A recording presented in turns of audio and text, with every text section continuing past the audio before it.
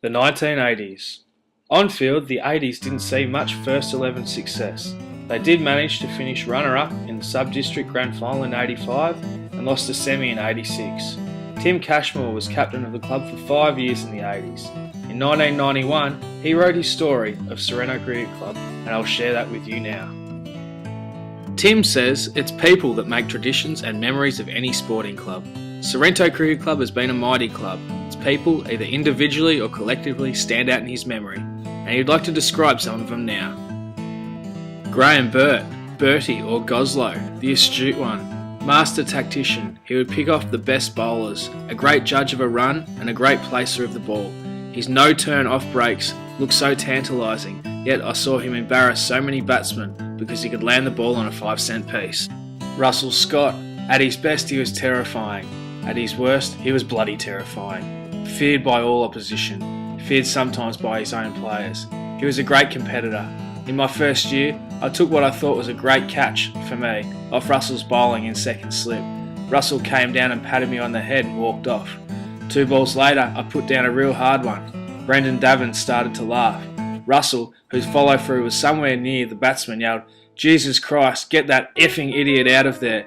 But that was Russell, a great competitor, a handy bat, and I love the way he fell on the ball to stop it. Gary Kane, the soft hands, a lightning stumper, and perhaps the best keeper of fast bowling I ever saw. Kaner had a keen wit and compares with Roger Dunkley as the show pony of the side. Flair and challenge were now the rotund one's middle name. I can remember him challenging Russell Scott, who was near the end of a spell, to get quicker or he would stand up. Kaner, after the next ball, accused him of being half rat powder and stood up to the stumps. To say Russell was furious was an understatement. He stormed in, bowled, and the ball hit the wicket, bounced over Kaner's head, over Mark Callaghan's head at first slip, and pounded into the sideboard. 4 wides, the umpire signalled. 4 wides, tall, dark and nasty, Kaner yelled, and it doesn't go against my name. Roger Dunkley. I didn't see a lot of Roger, yet if you wanted someone to arrive at 5 minutes to 2, bang on the pads, pound a quick 70 or so, then tell his skipper he had to be at a wedding by 4, well, Roger was your man. Brenny Davin, a heart bigger than himself. He loved to go where angels fear to tread. He was a gun in the gully. I once saw him square cut Terry Doyle, one of the fastest, 3 times in a row. It brought us all to our feet. Most of us thought his round arm grubbers were underarms, but he cleaned up the tooters once with 5 scalps. Ian Hobby, the lad. The funniest memory I had of the lad was after one match. The ones had lost and were all down a bit. Upstairs he came, huffing and puffing. "Well, that's a first," he gasped. 9 players, and we had to take the field with 10 minutes to go and no opening bowler. I had to come off 12 paces and hurdle down the new cherry. Everyone just cracked up. I would have given a lot to have seen that. Brian Watson, head. The most majestic cover driver I'd ever seen. Pity it went to the fielder so often. Sometimes I hated batting with him and seeing all those chalk lines, arrows and crosses around the crease. The only cricketer I've known who got home from cricket the next day, not knowing where he'd been. David Hyde. I've never seen anyone hit the ball down the ground so well. He exudes confidence at the crease. That rubs off on everyone. His chanceless century in the 89-90 grand final was an innings of the highest calibre. His wit, his on-field antics and his willingness to sacrifice for the team makes him a joy to play with.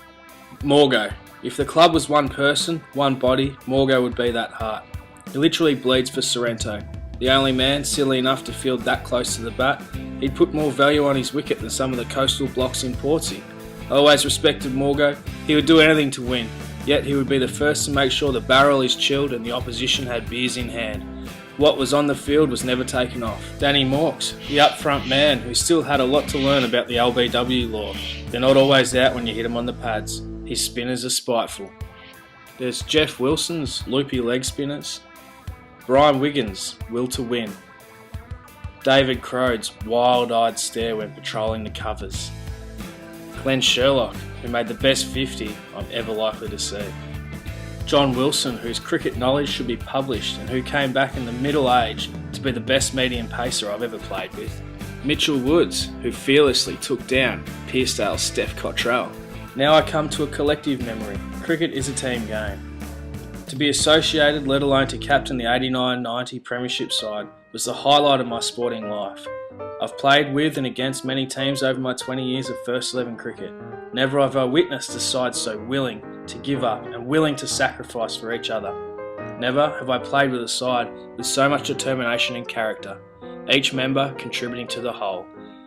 It was, to the sporting purist, a team full and combined efforts to exceed the sum of the individual talents and contributions. Here we see a newspaper cutout of the Sorrento Thirds game where David Crowe took 8 for 18.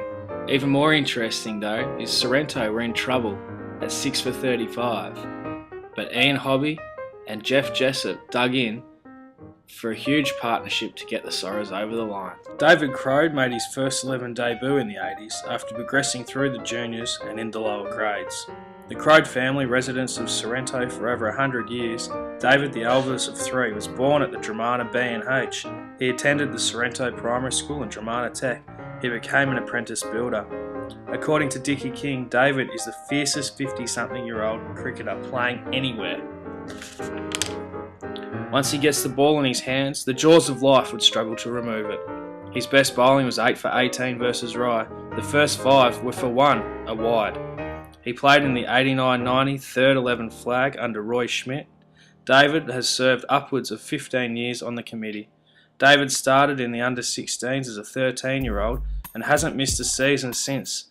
He estimates in all he's played around 600 games of cricket for Sorrento Cricket Club, an amazing feat. His junior coach Ross Lever stood out as the best coach he had. In senior cricket, Russell Scott he noted as being scary, Tim Cashmore a great leader, David Hyde for his willingness to travel 2 hours each way to play, and Anthony Blackwell are players he admires.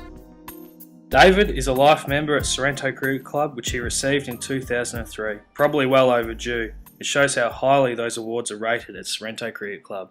He also has a lighter side we're about to see now. Cheers, David. Nomination, and here we go.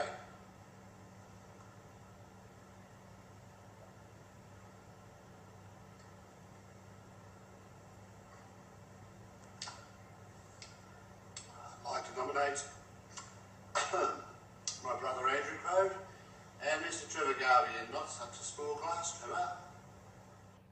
Other prominent people of the 80s were Andrew Cochrane, who captained for 2 seasons. He lists a favourite cricket memory. Playing in a grand final for Lawn Cricket Club, he had a partnership of 142 with Luke Hodge. Hodge made 110 of them. Hodge finished with 224. He also took 4 for 11 and was awarded Man of the Match. This would be the first of many grand final Man of the Matches for Luke Hodge. Gary Kane and Bill Wilson were other captains we had in the 80s. We also won a third 11 flag in 88-89. There they are there. 89-90 Premiership hero David Hyde couldn't be here tonight, but he sent a message along for us all. Hi everybody, sorry I couldn't be there tonight. What a fantastic idea to kick off the season.